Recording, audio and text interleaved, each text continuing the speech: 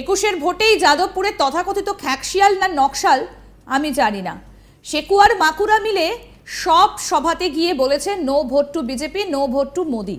এরা কেউ no vote two TMC বলেনি।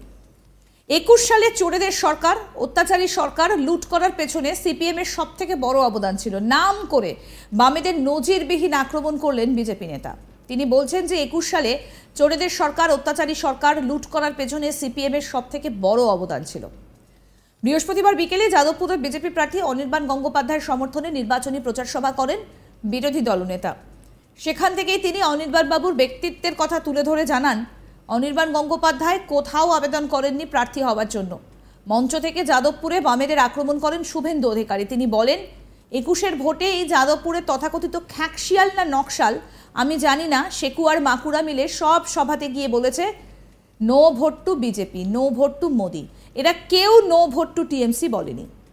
21 সালে চোরেদের সরকার, অত্যাচারী সরকার, লুট করা সরকার আনার পিছনে সিপিএম এর সব থেকে বড় অবদান ছিল। কি বলছেন বিরোধী দলনেতা শুভেন্দু অধিকারী, আসুন শোনাই আপনাদের। সিপিএম এর কথা তো বলি হারি, বহু পুরনো বামপন্থী মঞ্চের নিচে বসে আছে, আমাদের সঙ্গে চলে এসেছে। কেন তারা বুঝেছেন এই অশুভ শক্তি, এই অপশক্তি, একে সরাতে যদি কেউ পারে, নরেন্দ্র মোদীর আশীর্বাদ ধন্য নেশন ফার্স্ট মন্ত্রে দীক্ষিত ভারতীয় জনতা পার্টি পারবে, অন্য কেউ পারবে না। সিপিএম স্বাধীনতার পরে বিধানসভায় একটা মেম্বার পাঠাতে পারেনি। সিপিএম এর কাজটা কি বলুন তো?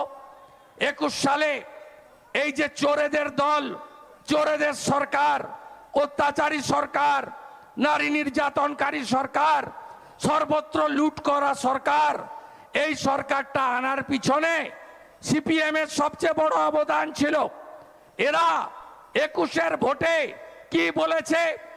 এই যাদবপুরের তথাকথিত খ্যাকশিয়াল না নকশাল আমি জানি না, এরা কি বলেছে?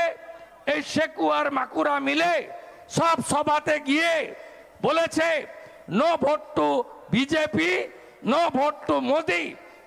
এরা কেউ নো ভোট টু তৃণমূল বলেনি।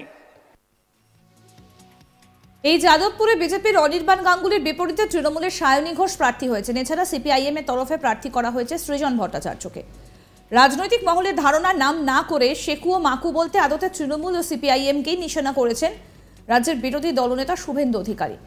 যদিও প্রচারে গিয়ে তৃণমূল প্রার্থী সায়নী ঘোষ এবং বিজেপি প্রার্থী অনির্বাণ গাঙ্গুলি একে অন্যকে নিশানা করেছেন। কয়েকদিন আগেই ভোটের প্রচারে এসে হরিনাম সংকীর্তনে মেতেছিলেন যাদবপুর লোকসভা কেন্দ্রের তৃণমূল প্রার্থী সায়নী ঘোষ। আর এবার বারুইপুর পূর্ব বিধানসভার পিয়ালি দাসপাড়ায় হরিবাসরে যোগ দিলেন যাদবপুর কেন্দ্রের বিজেপি প্রার্থী ডাক্তার অনির্বাণ গাঙ্গুলি। উপস্থিত অন্যান্য ভক্তবৃন্দের সঙ্গে নাচে কৃষ্ণ নামে মেতে ওঠেন তিনি সেখানে। পিয়ালি দাসপাড়ায় প্রার্থীকে হরিবাসরে পেয়ে ভক্তদের উচ্ছ্বাস ছিল চোখে পড়ার মতো। গানের তালে তালে নাচতে দেখা গেল প্রার্থীকে, ভক্তদের প্রসাদ বিতরণ করতেও দেখা গেল প্রার্থীকে। সব শেষে হরিবাসর থেকে ফেরার পথে বিজেপি প্রার্থী বলেন, আমি হরিনাম খুব ভালোবাসি, সব হরিনামে যাই। পাশাপাশি বলেন, আমি ভোট পাখি না, সায়নীরা ভোট পাখি, ভোটের পরে এদের আর খুঁজে পাওয়া যাবে না। এবার আপনাদের শোনাবো কি বলছেন বিজেপি প্রার্থী অনির্বাণ গাঙ্গুলি। কিন্তু তৃণমূল কংগ্রেস 2009 থেকে যাদের যাদের দাঁড় করিয়েছে যাদবপুর লোকসভায়, এতটাই ভোট পাখি, কেউ এই লোকসভা ছেড়ে হারওয়ার্ড চলে গেল আমেরিকায়। আমরা তো জীবনে হারওয়ার্ড দেখিনি, আমি অন্তত দেখিনি, এখানে অনেকেই দেখেনি হারওয়ার্ড। হ্যাঁ, নামও শোনেনি অনেকে। আমি নামটা একটু শুনেছি কিন্তু দেখিনি, সচক্ষে দেখিনি হারওয়ার্ড। এতটাই ভোট পাখি এখানে এসে দাঁড়ালো, এখানে মানুষ তাকে জেতালো, তারপর চলে গেল হারওয়ার্ড। এবং 2019 থেকে 24 এতটাই ভোট পাখি যে সে দুবাই চলে গেল। সে মানে তাকে মানুষের পাশে দেখা যেত না কোনো সময়, কোভিডের সময়, সংকটের সময়, কষ্টের সময়। মানে 2009 থেকে 2024 এমন সব একেবারে রত্ন দাঁড় করিয়েছে তৃণমূল কংগ্রেস যাদবপুর লোকসভায়, তাদেরকে চোখে দেখেনি মানুষ। কেননা সব নায়ক নায়িকা, গায়ক গায়িকা এরা। এই সায়নী ঘোষ ঠিক সেরকম, ঠিক সেই ভোট পাখি। এখান থেকে কোনো দিন মানুষের পাশে আগেও দাঁড়ায়নি, পরেও দাঁড়াবে না, কোনো দিন দাঁড়াবে না। ওরা খালি মানুষকে বিভ্রান্তি করে, মানুষের মধ্যে ভ্রান্তি সৃষ্টি করে ভোট আদায়ের এরা হচ্ছে পোকা। এবং আজকে হরিবাসরে দাঁড়িয়ে, প্রত্যেকটা হরিবাসরে মা বোনেরা এত সংখ্যায় তারা কীর্তন করছে। এই সায়নী ঘোষ যতই শিবের মাথায় জল ঢালুক, যে কুলসিত করেছে, যেভাবে অপমান করেছে দেবাদিদেবকে, যেভাবে কুরুচিকর মন্তব্য করেছে, এই পশ্চিমবাংলার মানুষ ভুলবে না, বাঙালি হিন্দু ভুলবে না, এবং মা বোনেরা কোনোদিন তাকে ক্ষমা করবে না। কিন্তু এটা মনে রাখা উচিত। একেবারে জনসাধারণ, পশ্চিমবাংলার মানুষ যারা সনাতনী, তাদেরকে আঘাত এনেছে, তারা একটু নিজেদের ইন্ট্রোস্পেকশনটা করুক আগে, সেটাই দরকার। ইন্ট্রোস্পেকশনটা করুক, বাকি হারওয়ার্ড, দুবাই এগুলো পরে হিসেব হবে।